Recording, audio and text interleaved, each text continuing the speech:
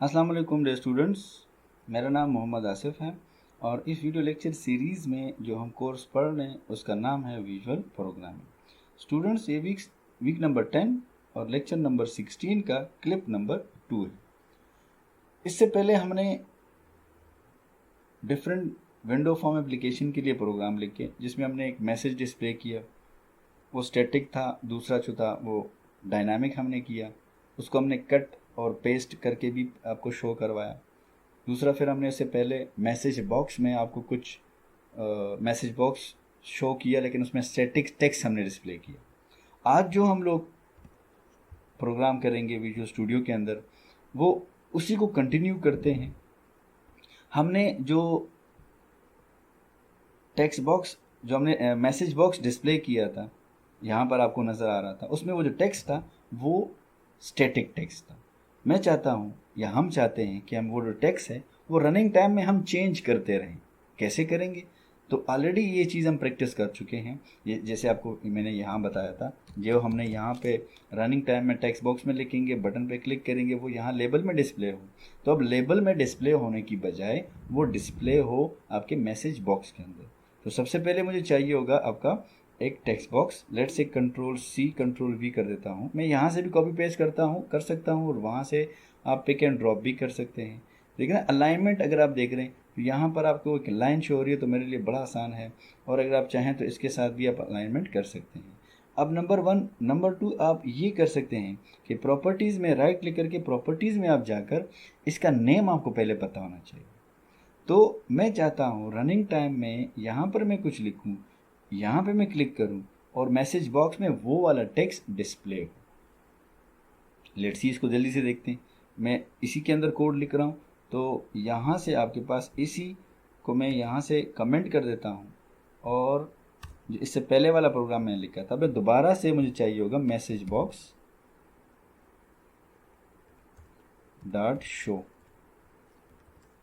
ठीक है, इसके अंदर अब हम डबल कोटेशन की बजाय, देखिए ना, यहाँ हमने डबल कोटेशन के अंदर एक मैसेज लिख दिया था जो कि स्टैटिक मैसेज था। अब हम लोग डबल कोटेशन की बजाय यहाँ पे उस सोर्स का नाम लिखेंगे जिस सोर्स को से हम लोग रनिंग टाइम में डेटा लेंगे या वो टेक्स्ट लेंगे। तो वो सोर्स का नाम आई होप आपको पता है, हमने यहाँ पे देख लिया, वो है आपका टेक्स्ट बॉक्स नंबर 2। ठीक है, तो यहाँ पर आपको लिखना होगा without double quotation text box number 2 dot उसकी कौन सी प्रॉपर्टी, टेक्स्ट प्रॉपर्टी, कामा। आप चाहें तो वो टाइटल बार पे जो टेक्स्ट है वो डिस्प्ले कर सकते हैं, डायनामिक मैसेज। ठीक है, वगैरह वगैरह, वो और भी वो सारे बटन और आइकन इंक्लूड कर सकते हैं। फिलहाल मैंने ये 2 कर दिए। तो जैसे हम क्लिक करेंगे इस इवेंट के ऊपर, देख रहे हैं, ये इस बटन में इसके ऊपर क्लिक इवेंट अकर होगा, तो आपके पास वो मैसेज जो है वो डिस्प्ले हो जाएगा जो हमने टेक्स्ट बॉक्स नंबर 2 में लिखा है। लेट्स से हम इसको रन करते हैं। हमने यहाँ पे कुछ लिखा, लेट्स से ABCDEF। ठीक है, जिसे ही लिखा वो आपका डिस्प्ले होगा टेक्स्ट बॉक्स के अंदर। ठीक है, और वो आपके पास टाइटल बार का मैसेज भी आ रहा है। ये बड़ा सिंपल है। जब जब हम इसका चेंज करेंगे तो यहाँ पर वो डिस्प्ले होता रहेगा। अब मैं चाहता हूँ कि जब ये डिस्प्ले हो उसके बाद इसका ये टेक्स्ट रिमूव हो जाए। तो बड़ा सिंपल है, ऑलरेडी हम ये प्रैक्टिस कर चुके हैं। उसी चीज़ को आपने जहन में रख कर ये काम करना होगा कि अब हमने टेक्स्ट बॉक्स नंबर 2 का टेक्स्ट जो है वो रिमूव करना है। डॉट क्लियर, कि जब वो डिस्प्ले हो जाए, डिस्प्ले होने के बाद आपका क्या हो, ये टेक्स्ट रिमूव हो जाए। वो भी कर देते हैं। लेट से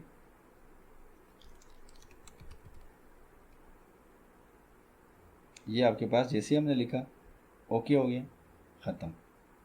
ठीक है, आई होप आपने इसको आराम से देखा कि हमने कैसे किया।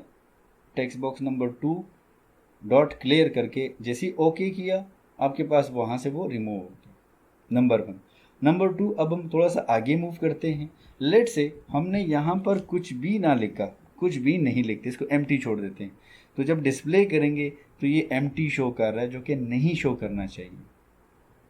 इसी तरह हमने यहाँ पर भी अगर कुछ नहीं लिखा और यहाँ पे डिस्प्ले मतलब पे क्लिक कर दें बटन पर, तो वो हमारे पास जो लेबल है उसके ऊपर कुछ डिस्प्ले नहीं हो, जो कि नहीं होना चाहिए।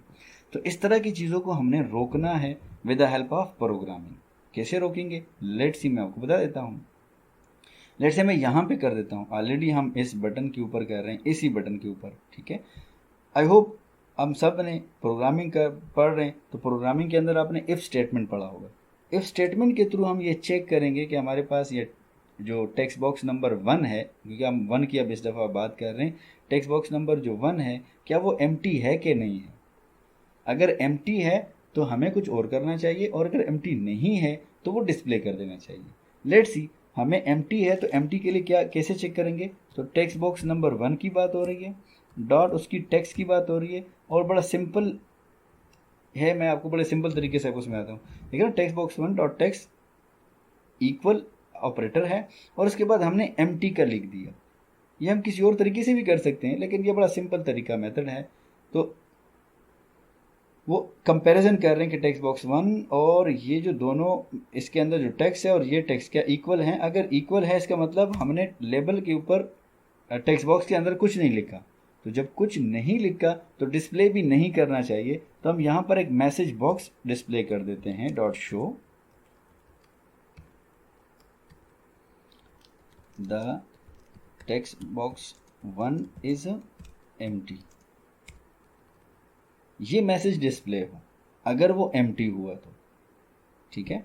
और यहाँ पर हम कामा करके यहाँ पर एक मैसेज दे देते हैं एरर, और वहाँ पे आइकन आइकन भी कर सकते हैं, message box button dot OK comma message box icon dot error वाला कर देते हैं एरर, ठीक है।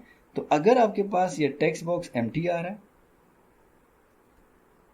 ये अगर यहाँ से एम्प्टी आ गया तो हमने कहा ये वाला डिस्प्ले कर दें, वरना और अगर वहाँ हमने कुछ लिखा हो तो एल्स पे आ जाए, एल्स पे, और एल्स में हमारे पास ये वाला कोड मतलब एग्जीक्यूट हो जाए।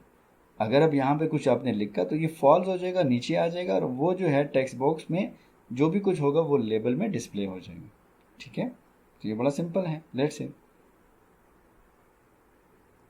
यहाँ पर हमने कुछ फिलहाल नहीं लिखा, ये चलो पहले लिख लेते हैं ABCD, ठीक है।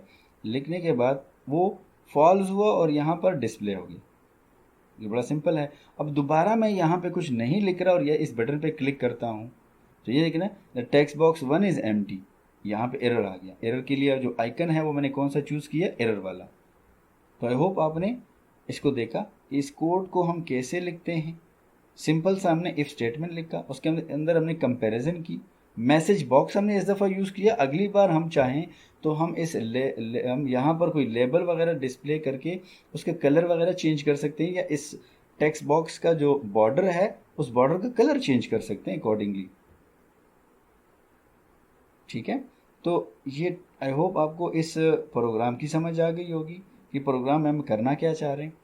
उसी को हमने कंटिन्यू किया जो हमारा फर्स्ट प्रोग्राम था, लेकिन उसको थोड़ा सा एडवांस में लेके चले गए। इसी तरह सेम टू सेम यहाँ पर भी कर सकते हैं। यहाँ पर दोबारा हम वापस आते हैं और यहाँ पर इफ़ स्टेटमेंट यूज़ करते हैं। इफ़ स्टेटमेंट के अंदर हम देखते हैं टेक्स्ट बॉक्स नंबर 2 जो है, अगर वो एम्प्टी है, लेट से एम्प्टी के लिए हम लोग ये वाला यूज़ कर रहे हैं, अगर एम्प्टी है तो हम यहाँ पर एक मैसेज डिस्प्ले हो जाए,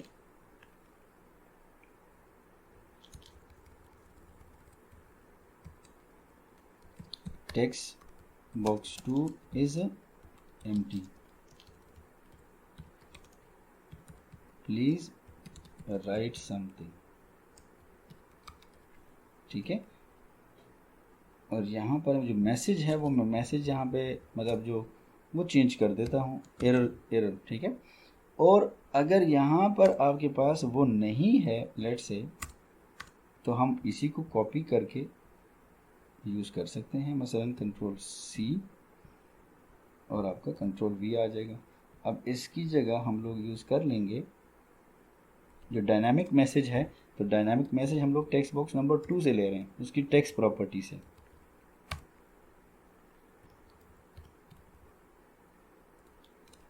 गुड, ठीक है, वगैरह वगैरह आप बहुत सारी चीज़ें इसमें ऐड कर सकते हैं और आखिर में वो टेक्स्ट बॉक्स को 2 को क्लियर कर देगा। लेट्स सी, हम इसको देखते हैं ज़रा।